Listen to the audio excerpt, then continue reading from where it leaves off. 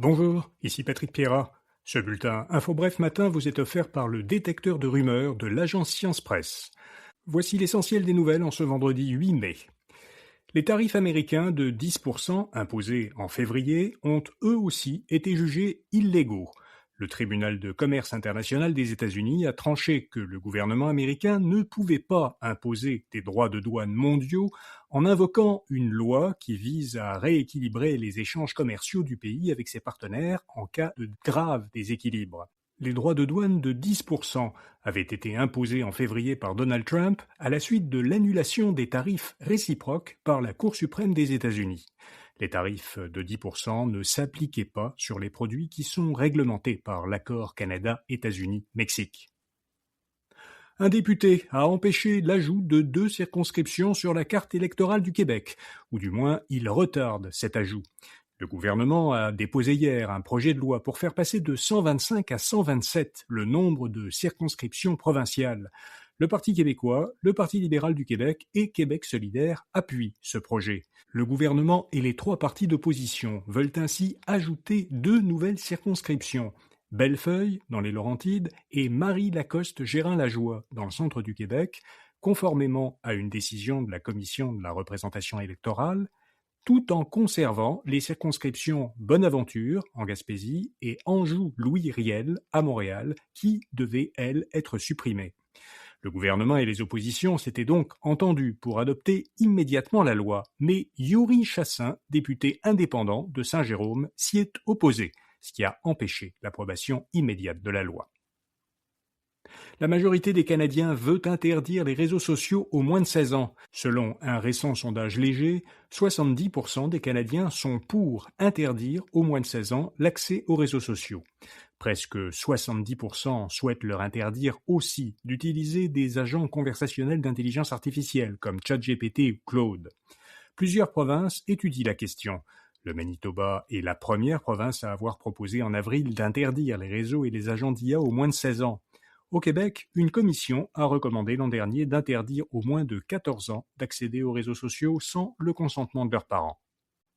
L'Agence du revenu du Canada a enregistré dans les dernières années plusieurs dizaines de milliers de violations de données. Selon une enquête du commissaire à la protection de la vie privée du Canada, l'ARC a recensé depuis 2020 plus de 42 000 accès ou modifications non autorisées à des renseignements de particuliers par des acteurs malveillants.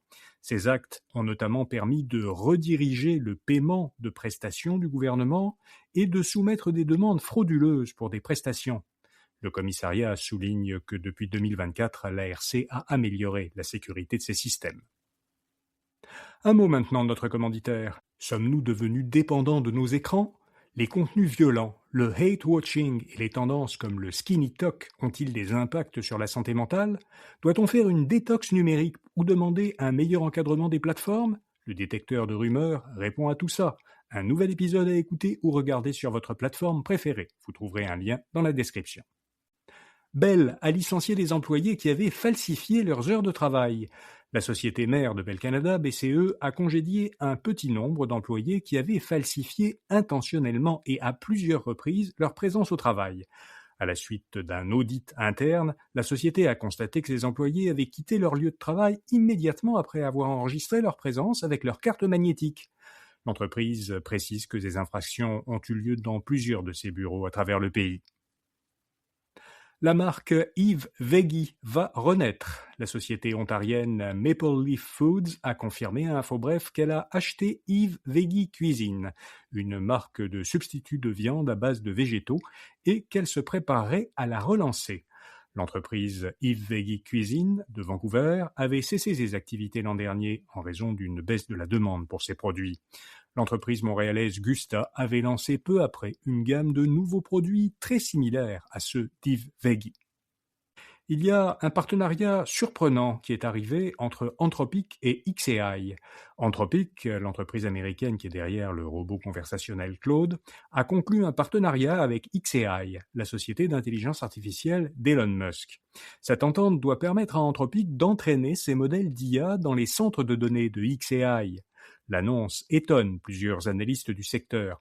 En effet, Elon Musk avait à plusieurs reprises sévèrement critiqué Anthropic. Plus tôt cette année, il avait même qualifié l'entreprise de maléfique. Mais depuis, son discours a changé.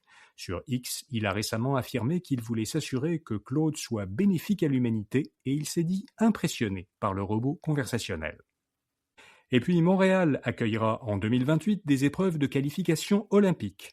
Le Comité international olympique a annoncé que Tokyo, Shanghai, Montréal et Orlando recevront tour à tour, en mai et juin 2028, des épreuves de qualification olympique en vue des Jeux de Los Angeles, qui auront lieu en juillet. Le programme de chaque ville sera confirmé ultérieurement. Les villes se partageront 6 disciplines, le basketball 3 contre 3, le volleyball de plage, le BMX freestyle, l'escalade, le flag football et le skateboard. À Montréal, les épreuves auront lieu au Parc olympique du 1er au 4 juin 2028. Voilà, vous savez l'essentiel. Comme chaque vendredi, on publie dans l'infolettre InfoBref Matin une courte sélection des meilleurs rabais de la semaine disponibles en ligne. Vous la trouverez à infobref.com ou en suivant le lien dans la description de cet épisode. Et puis ce samedi 9 mai, on publie l'édition de mai de l'infolettre de finances personnelles et de consommation InfoBref, votre argent.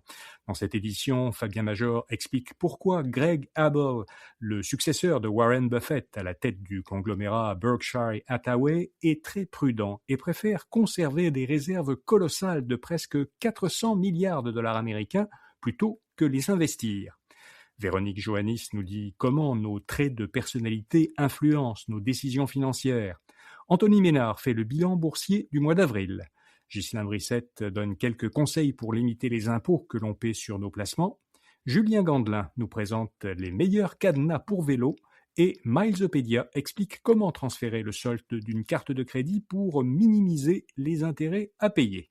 Donc un menu assez chargé dans cette infolettre. Pour la recevoir par courriel, l'infolettre InfoBref votre argent, samedi matin. Vous pouvez encore vous y inscrire ce vendredi sur notre site infobref.com. Sinon, vous pourrez la voir samedi et dimanche en page d'accueil d'infobref.com et les articles resteront ensuite disponibles dans la section argent du site.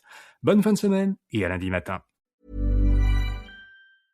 AI is transforming customer service. It's real and it works. And with Finn, we've built the #1 AI agent for customer service. We're seeing lots of cases where it's solving up to 90% of real queries for real businesses. This includes the real-world complex stuff like issuing a refund or cancelling an order. And we also see it when Finn goes up against competitors. It's top of all the performance benchmarks, top of the G2 leaderboard, and if you're not happy, we'll refund you up to $1 million, which I think says it all. Check it out for yourself at fin.ai.